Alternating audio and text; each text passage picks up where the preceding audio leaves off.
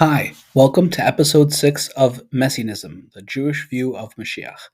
This week we cover 1700 years of messianic history, including Herod, Christianity, Bar Kochva, and lesser-known claimants such as Abu Isa, David Alroy and Ines Herrera, the 11-year-old female prophetess who is thought to be the Moshiach. We also note the historical trends that tend to foster messianic fervor. Thank you for listening. I hope that if you enjoy the shiur, you'll take some time to recommend it to others. Repeat? Okay, Yeah, this time we're recording? I said my editorial specifically before we were recording. Excellent. Okay, so the pattern, again, is historically the Jews are insanely oppressed. The desire for Mashiach reaches a fevered pitch that inevitably produces someone or multiple someones who claim to be Mashiach. That person makes some sort of vague claims, miracles are attributed to them. They do something to establish themselves as having credibility to claim being Mashiach. They don't do anything that's on the Rambam's list of what you need to do in order to be Mashiach. The Mashiach turns out to be false and is either killed or is disposed by converted is somehow disposed by the non-Jewish ruling power. Which then perpetuates totally bummed. Right, perpetuates some sort of negative outcome for the Jewish people, often more intense persecution than they even had before. Okay, We're going to start discussing those people that have made claims to be Mashiach outside of the realm of the mystical. I'm here. Ta-da! Are you talking about me, you know? Well, Yeah. we'll see. We'll check on your oil status. Mm-hmm. We'll deal with mysticism as its own separate bailiwick afterwards. Thank you. Thank you.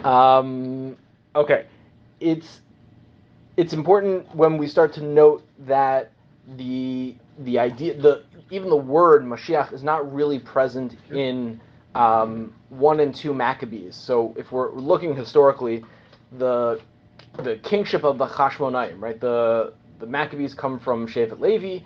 They aggregate the Melucha to themselves, but there's no sense that they claim to be the Mashiach. They may claim to be a Mashiach, meaning they're a king of the Jews, but they don't claim any sort of, we're ushering in the end of times, right? The fancy word for that is the eschaton. You don't get any of that until later on. Why are we quoting Book of Maccabees? Just to ground us historically, what period we're talking about. After the period of the Maccabees, when you get to other kings of the Jews like Agrippa and Herod, then you start to get people who are talking about them as the Mashiach, not a Mashiach. That's really the first time where you get this transition from Mashiach being a phrase used to refer to a Jewish king to a phrase used to refer to the savior of the Jews, or the final Jewish king, so to speak. But Maccabees was never ordained. Was never canonized. No, I'm just using it for historical context. Okay. Okay, so the earliest claimants to the title. So Herod was recognized as the king of the Jews, appointed by Rome. He did a lot of positive things for the Jews. He enhanced the second Beis HaMikdash was a pale comparison to the first Beis HaMikdash until Herod showed up and turned it into one of the wonders of the world. He made tax holiday. The Jewish people enjoyed a lot of respite from persecution, from financial and economic oppression that they had been under previously. There was a lot that was positive for the average Jew living under Herod, even though... He taxed them tremendously. Herod taxed them tremendously. But what do you mean he taxed them tremendously? He taxed the locals tremendously. But he also declared tax holidays. There were times where they had like amnesty from paying taxes. Right, but for the most part, he had to pay for all his works. All his works. He paid for the taxes during Herod were obscenely high. It was not a permanent. Maybe I wasn't clear. He did declare some tax holidays, but he did not just blanketly not tax the people. You're 100% right. He definitely taxed the people. He taxed them very high. Yeah, he did. But they've been paying high taxes to Rome for a long time. But along with that, they were also second-class citizens. He gave them more of the freedom and the more of taxes that he charged them were higher than those previously beforehand. Is that right? Yes. Okay, I didn't know. I stand corrected. Because the taxes that he instituted before Herod, they were sending the money all to Rome. Right. Okay. During Herod, he was doing. He's taking that to put his stuff in. And he's sending money to Rome. Right. Sure. And he's sending money to Rome, and that's coming out of the local coffers. That makes sense. That's coming out of the local coffers. So the taxes that he puts upon the local people, for the most part, are extremely high. And unless you were of that level of wealth and political savviness, you were not happy with Herod. Mm-hmm. Herod did build the Beit HaMikdash. That was definitely that. It was a political move more than anything else. Yeah, everything he did was a political Everything was a political move, but his city was not Jerusalem. His city was Herodian. Right. Sure. And he built Herodian and nowhere. And he knew who he had to satisfy, meaning which was Rome. He had to satisfy Rome, and he had to satisfy the elite of correct, the Jews, who were usually the Kohanim, the Sadducees, the people who were involved in ritual observance. So that's part of why he's building up the temple and allowing them to keep the mitzvos. Correct, but it was all politics, and for the most part, the locals did not appreciate him. Okay, fair.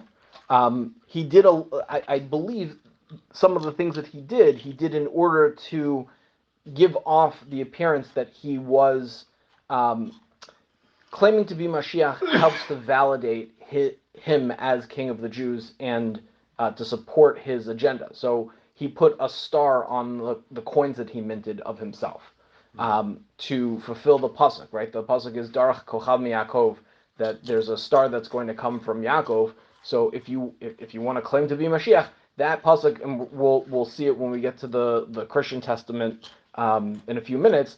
That pasuk gets a lot of play in the messianic world, and Herod, I believe, is the first one to try to capitalize on that. We're gonna get to Bar Kochva. That's another example of the same idea. I've never heard.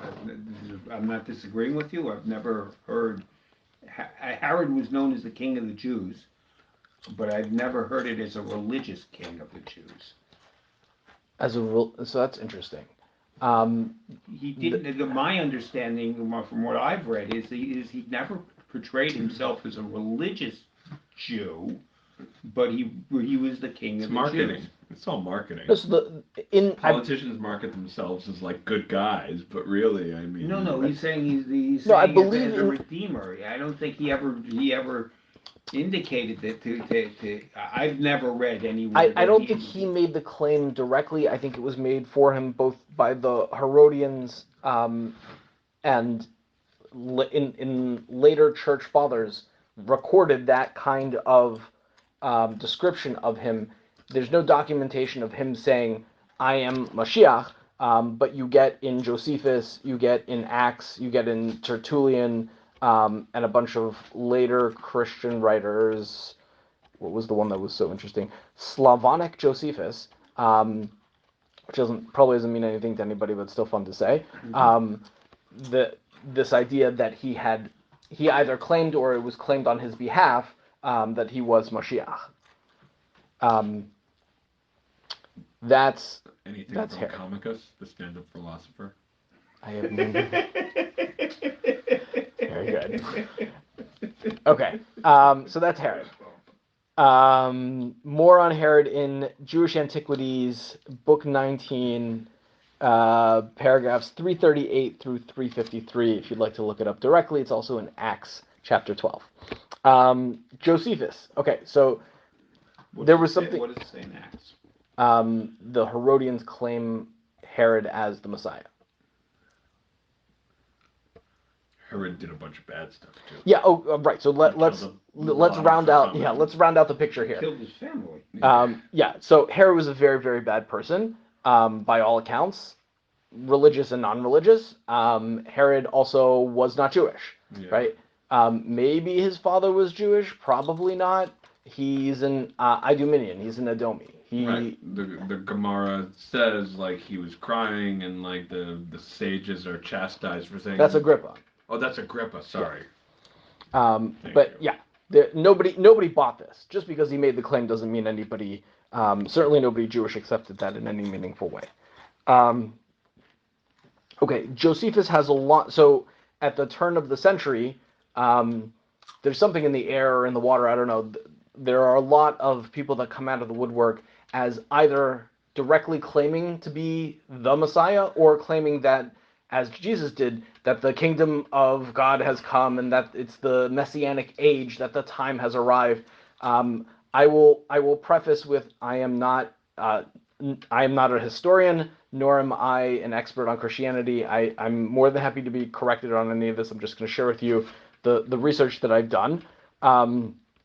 One of the messianic claimants who is slightly interesting and probably worth looking up separately is a gentleman by the name of Esrog. We also have Simon of Piera, who was a former slave of Herod. He rebelled against the Romans sometime after Herod died. He's mentioned by Josephus and Tacitus. We've got a Samaritan prophet who Josephus talks about, Jonathan the Weaver, who is... Are these all dudes who potentially said that they're Moshiach? Yeah, these are all people who started some sort of like peasant revolt, gathered a bunch of people together and made some sort of claim that was either it's the time of the Jews to rebel because it's the messianic age, or I am the Moshiach and therefore follow me, let's go attack. And they basically had like a Miz-like ending. Yeah, they were all squashed. Jonathan the Weaver comes from the Sakari. Those are like a sect of Jews who were named after the daggers that they were very violent group. Essentially the only record we have of any of these people comes to us from Josephus. He does mention Jesus a few times. There is scholarly debate there's scholarly debate as to whether those are later interpolations or not. It seems to my understanding, as limited as it is, that at least one of them there is consensus that was not a later interpolation, that it is the same Jesus as we have in Christianity. Let's just go to Jesus. Okay, so we talked before about the fact that the term Christos just means anointed. I don't think we're going to reread the suffering servant. Let's go to the videotape. What about suffering servant? That the Christians just reread that as referring to Jesus versus how the Jews read it as referring to the Am Yisrael. Okay, so what they do in the New Testament. So let's figure out where to start. There are two main parts of the New Testament. Is everyone familiar with? I'm actually not going to call it the New Testament. There is the Hebrew Bible and there's the Christian Bible. Okay, this is a compendium that includes both the Hebrew Bible, the Christian Bible, and the books of the Apocrypha. What about the Quran? Why don't we just call it the Christian story? Right. The Christian fable. So we'll say the first part of the Christian Bible has three main books: Matthew, Mark, and Luke. Those are called. John also, you know. Yeah, well, we'll get the four Gospels, right? Right, but the three that are the Synoptic Gospels are Matthew, Mark, and Luke. They are called synoptic because they're basically three different versions of the same story. The idea, synoptic, like synopsis, right? They all come from one. The Sermon on the Mount, the Sermon on the Plain. Yeshua basically giving some kind of talk to everyone. Right. Okay. So the idea is there must have been some original source. In German, the word for source is Quell, so they just called this original source Q. So there must be the source Q, that these three Gospels are all basically just take a derivative of that original source. Those are the Synoptic Gospels. Then you get the Apostolic Gospels, which are the apostles. Apostolic apostles, That is, we'll get to that in due time. What you're going to see here. And John is one of the 4 original Gospels. But not a synoptic one. Not synoptic, correct. They have no idea who wrote that. Yeah.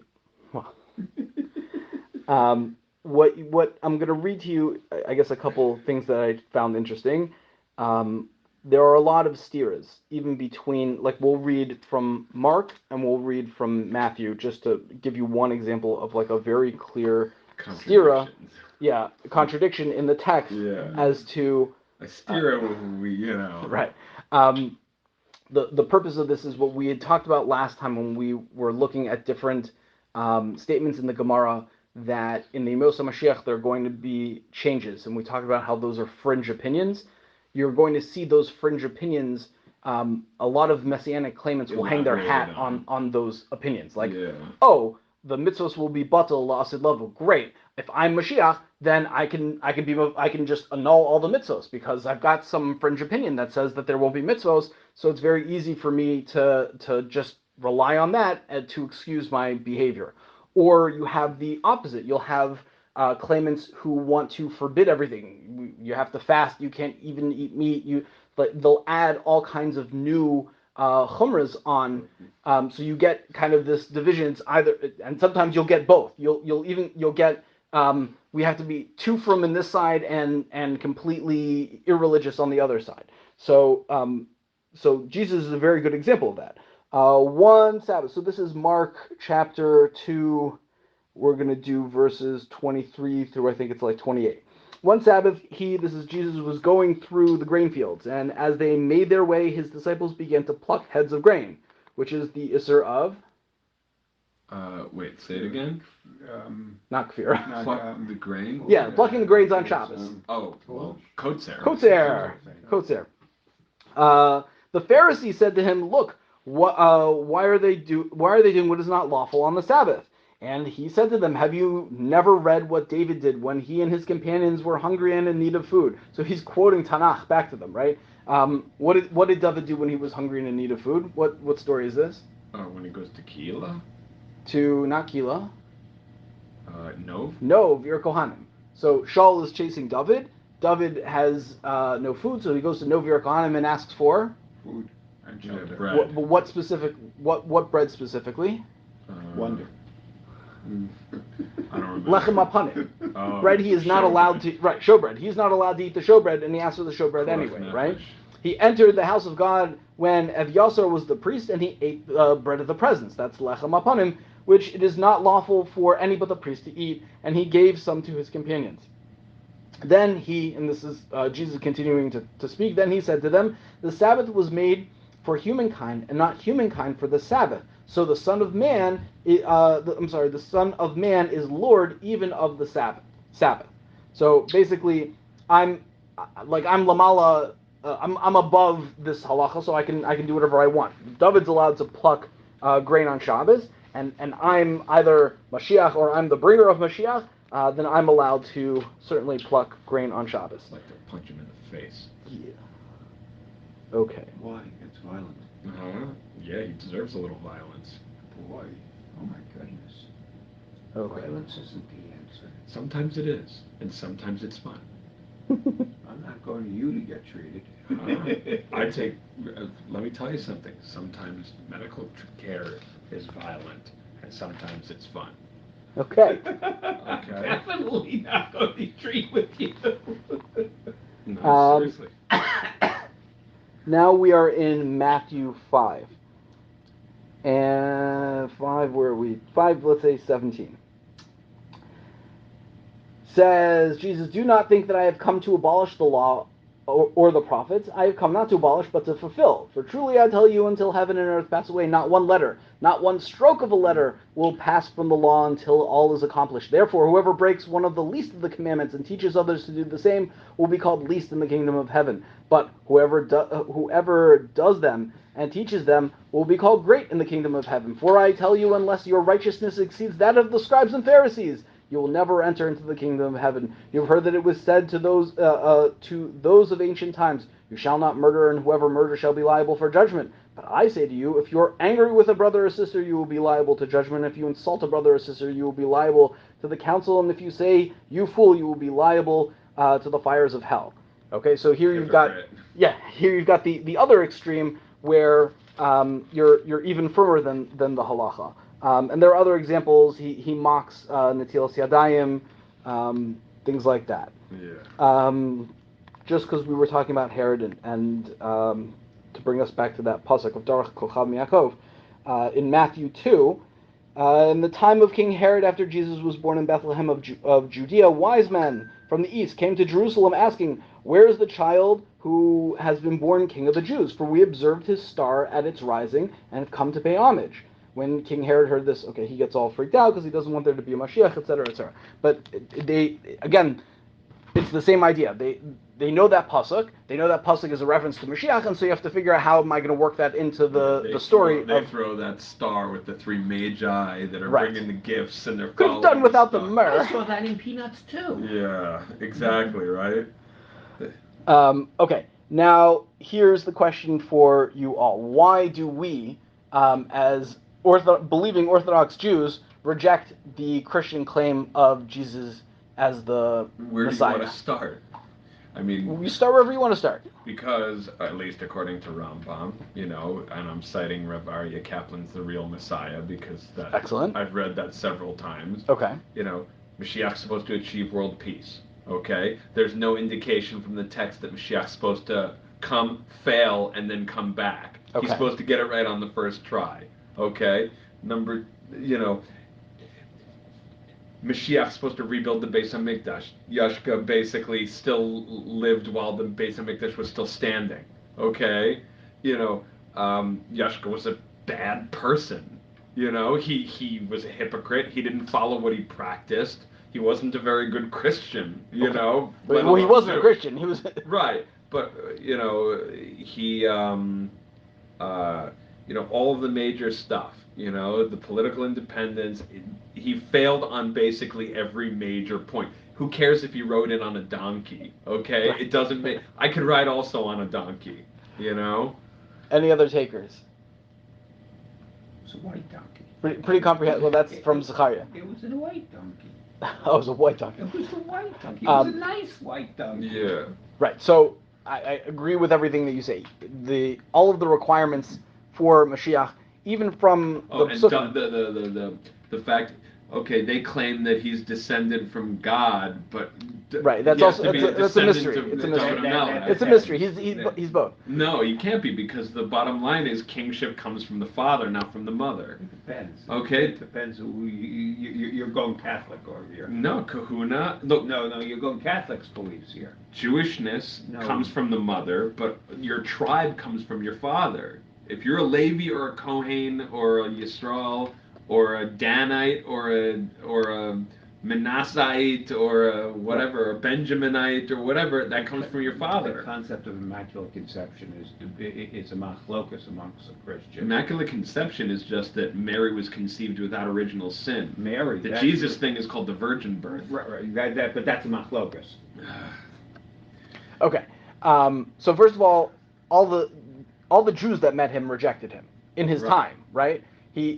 Whatever he claimed, either to be the Mashiach directly or that he was the harbinger of the Messianic age, he didn't get any takers from the Jews. He had to go and really, the one who did the claiming for him was Saul of Tarsus, right? That's Paul, who really turned this into a religion. Did that not with Jews but with pagans. They went to the pagans. What's that? Good marketing. Yeah, good marketing. Well, pagans are very open to this because they're like, yeah, bring it on. More gods, no problem. We've got like a whole shelf of these. Yeah. Like, just add it to the mix, and why not? And also, you have to remember in the Roman Empire, things that are ancient are venerated. So you're not just adding one more deity. You're adding a very ancient religion. Now you're getting to say, look, you can get all of the benefits of historical Judaism without any actual Judaism. So, win-win, right? The Jews rejected him. He didn't fulfill any of the prophecies that are in Tanakh. And he wasn't anointed, unless you count, apparently, there was a woman who was a prostitute who sprayed him with perfume. That's kind of what they're trying to count as him being anointed. Mary Magdalene? We can look There it up. were more than one Mary, apparently. Yes. There was like Yeah. more. It wasn't just Mary Magdalene. I don't know. He was hanging around with a lot of Marys. Yeah. I'm just saying. We've got Mary. Yeah, exactly. we've I think 5 different stories of this prostitute perfuming him in John 12, 1 through 8, Luke 7, 36 through 50, Mark 14, 3 through 9, and Matthew 26, 6 through 13. Those are all there for you to look up on your own time, because I want to try to get through at least Bar Kochva, and then we can get to the Muslim Mashiachs maybe next time. Okay, so what do we know about Bar Kochva? He was endorsed by Rabbi Akiva, at least. At least he had some heavy hitter endorsement. Well, let's back up. Who is Bar Kochva? What's his first name? Yehuda? Nope. No. All the good no-name guys Bar? are Shimon. What's Bar? that? Bar. Oh, Shimon Bar Kochva. Shimon Bar Kochva. What was his actual last name? Bar Kozba. Bar Kozba. So Bar Kozba is phonetically open to the multiple variants that he got. First, it was you're the son of a star, so that's Bar Kochva. And then, as Stephen mentioned, after he became a failed Mashiach, it was Bar Koziva, the son of a lie or a falsehood, something along those lines. Who used last names? Not last names. Patronymic names. Yeah. Shimon ben, and then the father's name. Historically, you've got the Jews are fighting the Romans basically from 66 CE all the way through the time of Bar Kochva.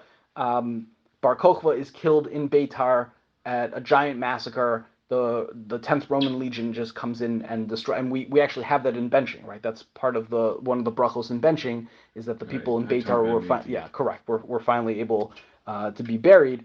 The Romans after Bar Kochva was successful. 2.5 years he basically fended them off. He did not claim directly to be king, but he had a lot of the trappings, at least of some sort of military ruler. After the Romans put down that rebellion, they completely decimated Yerushalayim and Eretz Yisrael. So Yerushalayim is changed to Ilia Capitolina. Jews are forbidden from even going into Eretz Yisrael. The Temple Mount is plowed over. It's really bad. This, again, just following the pattern of what happens when failed messiahs show up. I don't think I'm going to read Eicha Rabbah. Yeah, we'll leave that for a different time. But we can do the Rambam. Let's see. What does Eicha Rabbah say? It just tells the story of Bar Kochva in a little bit more depth. And that's Midrash. Yes. I would actually recommend that for Tisha B'Av. Yeah. Let's see. They don't have English translations of Eicha Rabbah, do they? You can check Svaria. They might have. Okay, so we're going to look at Rambam Hilchos Tainis, Parak Hey, Halacha Gimel. What do we have here? V'tisha b'av, Chamisha Dvarim Erubo. 5 tragedies occurred on Tisha B'av. Nigzar al Yisrael b'midbar shlo yikansu la'aretz. V'charav habayis b'rishona v'ashniya. So first there was a decree by the Meraglim that the Jews are not going to enter Eretz Yisrael, and the first and second temples are destroyed. V'nilkada ir gedola u'beitar shma v'hayu ba alpayim rivavos miYisrael. And Beitar is captured, and in it are alpayim v'rivavos, thousands and myriads of thousands of Jews who inhabited it.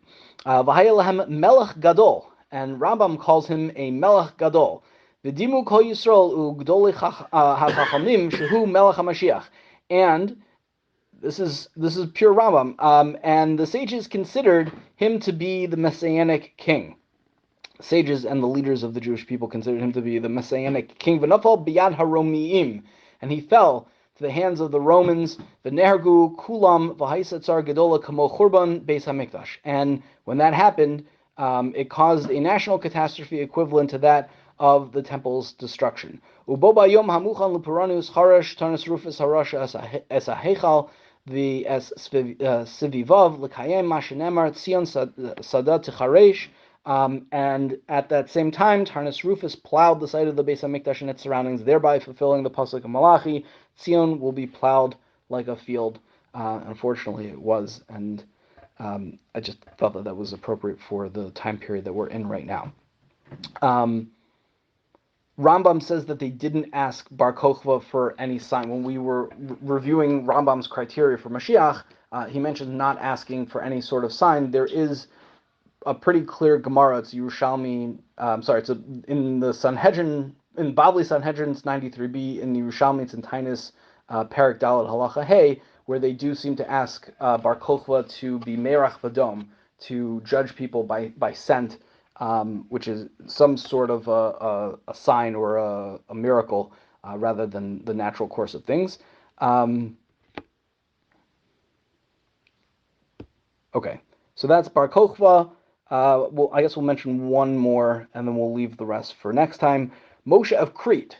This is in the mid-400s. He convinced a bunch of people in Crete that he would lead them through the sea back to Eretz Yisrael. This did not go very well. The people could not swim.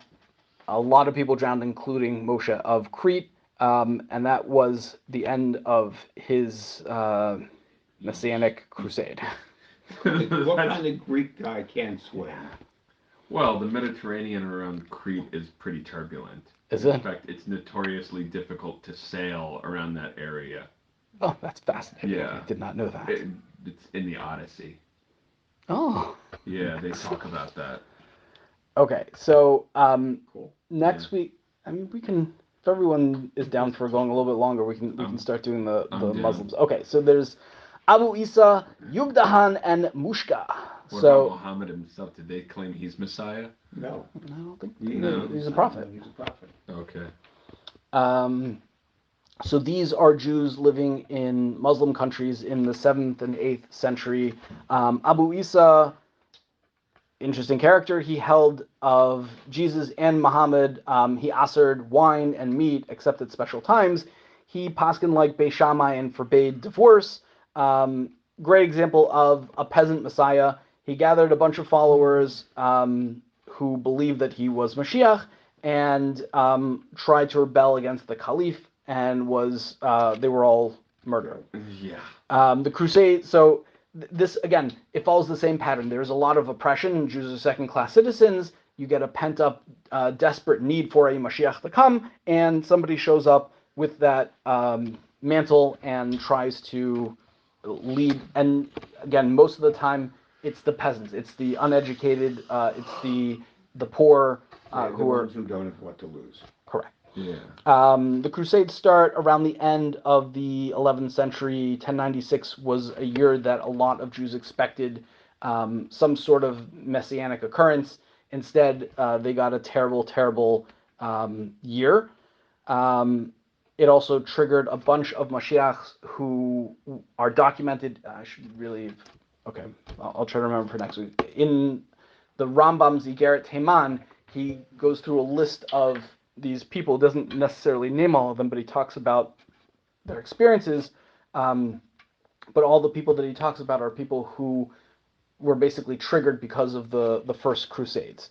You get to 1160, and that's David Alroy, or David Alroy. He is distinguished because he's kind of like a magician. So the people are getting crushed by taxes. He was he gets captured by the Caliph, put in jail, magically appears and walks into like the king's chambers 3 days later. He did some of these other weird things that he wore some sort of a scarf or something so that his neck wouldn't get tanned, and so he had like a line on his neck that he would show people, like, here's where my head was chopped off. There's all kinds. It's very hard to tell what is history and what is legend about this guy. What it boils down to is that he was stirring up so much trouble that they basically paid off his father-in-law, who it seems like was actually the one who had him killed, rather than doing it themselves. I guess they didn't want to turn him into a martyr, or whatever it might be. It's usually the mother-in-law. He does have a street sign named after him in Tel Aviv. So Oh yeah. yes, there's an Rehov Alroy. There's a full list on Wikipedia if you're interested. Is there a street named after the father-in-law? That's awesome. That's awesome. We spoke a little bit about Moshe Botrel, who was 1400s. That was the one that Rav Chazdei Kreskas was rumored to have believed was the Mashiach, but we don't support that contention. One female possible Mashiach candidate was Ines Herrera. This is the 1400s on the heels of the late 1400s. Yes, the on the heels of the Inquisition. She's an 11-year-old female converso. She was thought to either be a prophetess or the Mashiach. She was executed by the Inquisition. Then you get David Haruveni and Shlomo Malcho. Those two are in the 1500s. David Haruveni is a really interesting character. Certainly worth spending time on him just by himself. He shows up like riding this white horse or whatever it is with some crazy flag. They actually have some of his like memorabilia. I should pull that up for you. But he claims to be a messenger from Ruvain and Gad and like all the lost tribes. Lost tribes, right. And he's their delegate. Correct. So and he goes to the European capitals and is treated like a king. Correct. And then is beheaded. I think he and Shlomo Malcho, who he kind of met up with at the same time, were either burnt at the stake, maybe. I'm not sure if he was beheaded, but the church didn't take too kindly. When the people did, when the tribes didn't show up. Right. He has this really cool signature that I think who's it? The Chida also has one of these. There's like a whole cottage industry exploring some of these really interesting signatures that turn the signature itself is like a story. Let me see if I can get his.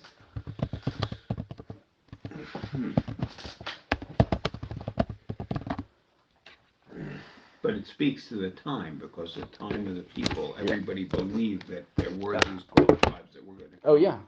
And be our saviors, which is why he was able to do what he did. For sure. Okay, so here we've got his flag and his signature.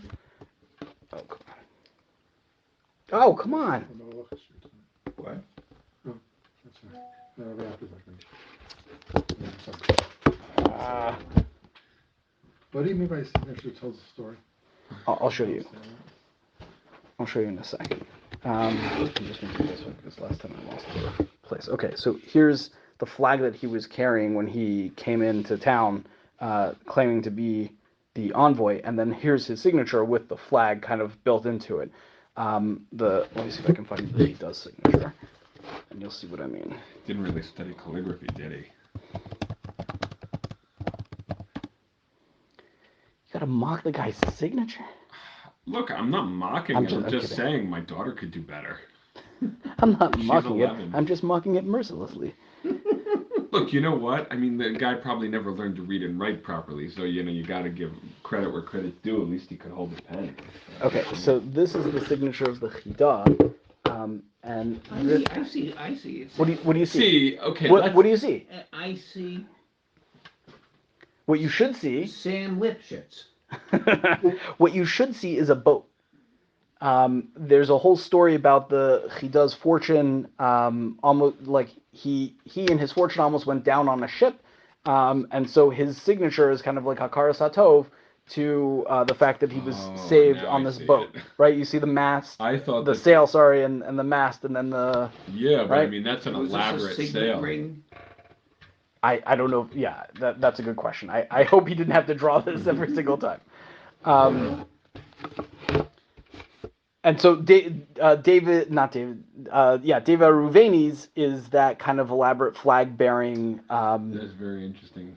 Thing. Can we go back to having pictograms as our signature? I mean, nowadays the kids don't know how to write in cursive. I mean, that's going to be what it is, right?